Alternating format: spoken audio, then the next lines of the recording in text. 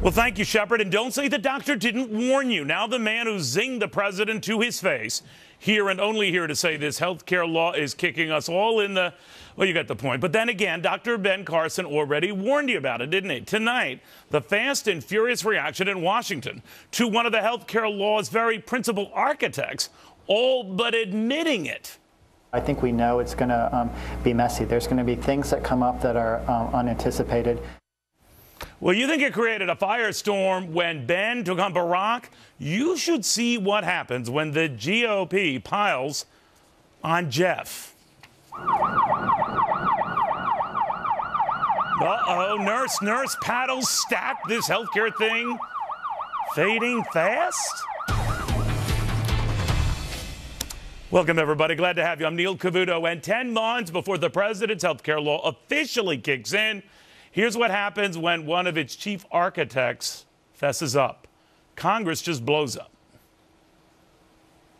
I think they loaded all the sweeteners before the election. Now all the real work's being done after it, and they didn't leave themselves enough time. By the way, he's not alone. Senate Minority Leader Mitch McConnell telling us moments ago, and I quote, a messy process, a messy bill that they didn't read, and nearly 20,000 pages of new regulations leading to a messy result.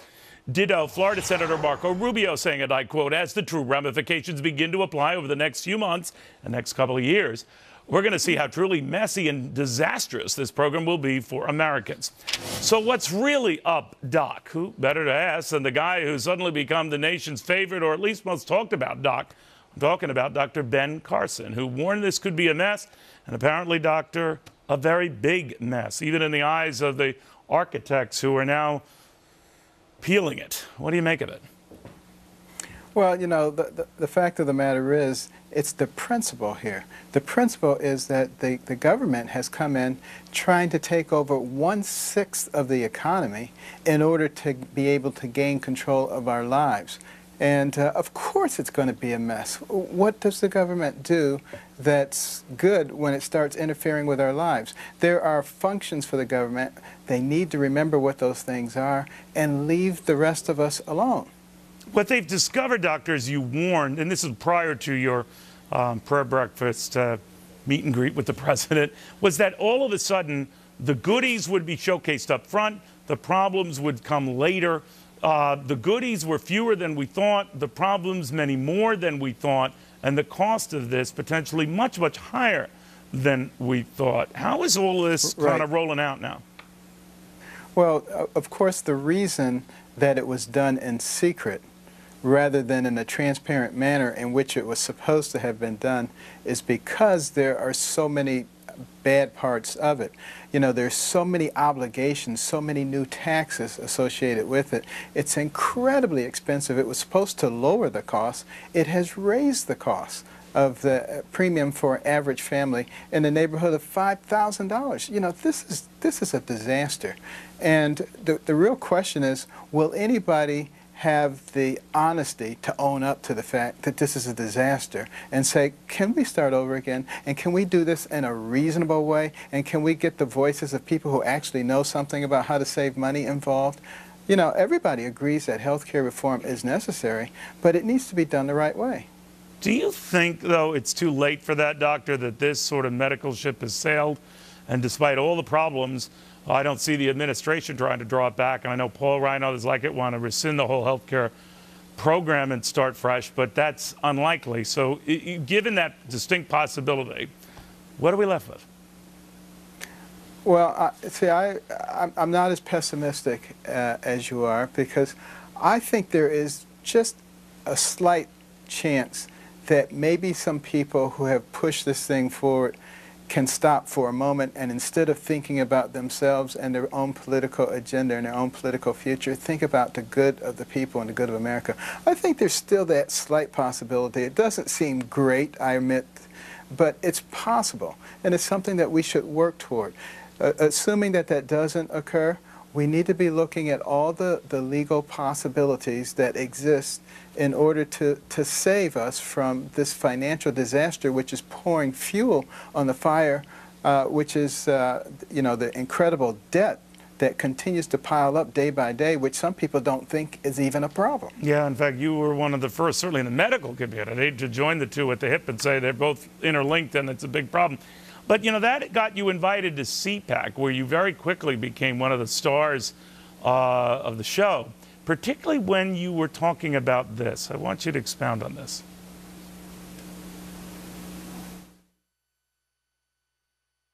Let's say you magically put me, you know, into the White House, and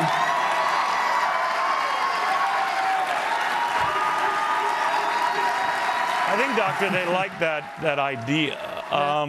You know, at first, when I joked with you about it last time you were here, maybe twice before when you were here, you kind of poo-pooed it. But did any of those applause and any of the people urging you to run, and that you have the cachet, certainly given your background and distinct performance, to make a credible run? Do you think you could? Do you think you would? Do I think I could? Absolutely. I think I could. I think there's a lot of people in America who could. You know, the notion that you have to be steeped in politics in order to do something like that is an absolute absurdity. What you need is wisdom and the ability to make good decisions based on facts as they are presented. And, you know, I just laugh at the people who say, oh, no, you have to be a congressman, you have to be a senator and a governor. You know, if that were the case, then all of these people who've made this big mess would have not have made a big mess. Well, So you know, that's a very good point, Dr. Carson. Good seeing you again. Thank you very much. Thank you. Always a pleasure. He makes way too much sense. Anyway. They're going to keep delaying this until this party is out of power. And then it will all kick in. And the American people will say, what the hell happened? And you know what? It's clearly a disaster. It's too late to fix it. Yeah. It's too late to fix it. If you continue to delay it, there will be no choice. Our country, our business, our hospitals, our doctors will be in total chaos. Which, oh my gosh, who wants chaos? Our enemies, the Weather Underground types, those who are into the 12th Imam, who I don't know if the president, he wasn't born in Iran. I don't know if they believe in the 12th Imam where he was born, Hawaii. But they want chaos too. Everybody who's on the dark side is rooting for chaos. Who's the author of chaos? Let me go to Austin. If you don't know what side you're on right now, if you don't know who you're actually fighting, I've told you before, we're not fighting with the President of the United States. We are not fighting with the Democrats. We are fighting evil.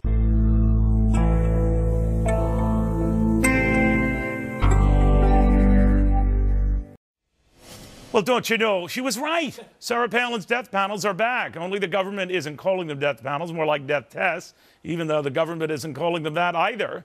But trust Dr. Manny Alvarez, and again, who wouldn't, when he says that's just what's behind a government-funded effort to come up with 12 specific issues physicians should consider when figuring care for elderly patients. Bottom line, if they don't have a whole lot of years left, is it worth providing them costly medical procedures now? Doctor, if you're right, that is a death panel. Well, you're looking at it. I'm the death panel. This is what the government wants. This is what the government wants me to do. Basically, this is a study that came out, funded by the federal government, looking at this is a survey actually that started in 1996. Looking at longevity for 4 years, risk factors of longevity. And then now it has turned into this new test to allow doctors to tell patients, look, you maybe not need, maybe you don't need that kind of screening. Maybe you don't need this kind of treatment for diabetes. You have, you're in your 80s right now. Maybe you should stop. And this is, the ethical fact that they're even proposing this is mind-blowing to me. And we wrote about it yesterday, complaining, and the response, by the way, that we got from a lot of people was amazing. This is, you don't go into healthcare, looking to decide who lives, who dies, what tests should we do. But you do have to make decisions like that every day, right? I'm thinking if you have an elderly gentleman who's coming in for prostate cancer, you're weighing the cost of treatment on an older guy versus just doing nothing because it's a slow-moving disease. And that is true. I mean, I don't need a crystal ball to tell me when a patient is going to die and when a patient is very sick. I don't need that. That's what I went to medical school for. Oh, you went to medical school? Right, yeah. Oh. This is all predicated on the fact that I'm a doctor. Right, exactly. But the facts remain is that now everything is about dollars and cents. Even Paul Krugman said the other day that perhaps raising revenues, we should look more also at bringing back these death panels or whatever he said off the record. But nonetheless, this is something that now, we started with the U.S. Preventative Task Force telling doctors now for the last 2 or 3 years, oh, by the way, no mammography at the age of 40, do it at the age of 50. Oh, by the way, prostate cancer screening is not that good.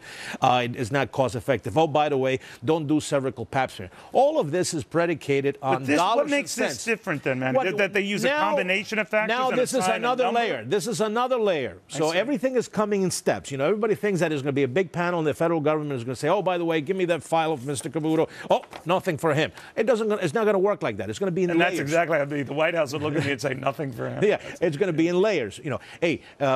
Proposed changes in medical practices. B, put the pressure on doctors to give them guidelines to decide what works, what doesn't work, so that they can be our spokespersons to patients. And before you know it, in this whole staircase of socialized medicine that we have, you're going to have, well, you're 80 years old, you have this and that, you don't qualify for this, sorry, move on. And that into itself is the ethical dilemma that we all have. And death panel, you're looking at it. This is what they're making me do in the future, and I refuse to do it. All right, so if they recommended death for me, you would be the one guy that said not. No, I will say no, and I'll probably end up selling cars somewhere. But that's okay. I love that about you. I know. All right, thank you very, very much. Man, let us come to the...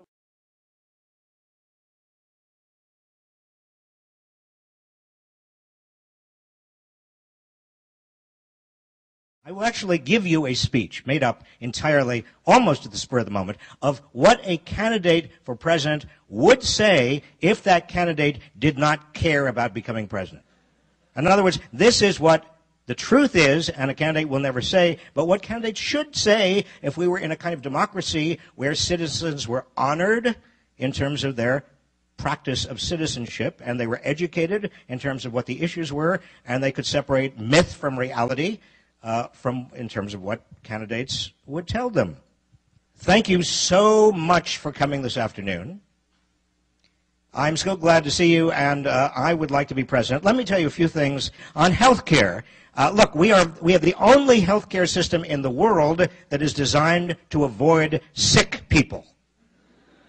And that's true, and what I'm going to do is I am going to try to reorganize it to be more amenable to treating sick people, but that means you, particularly you young people, particularly you young healthy people, you're going to have to pay more. Thank you.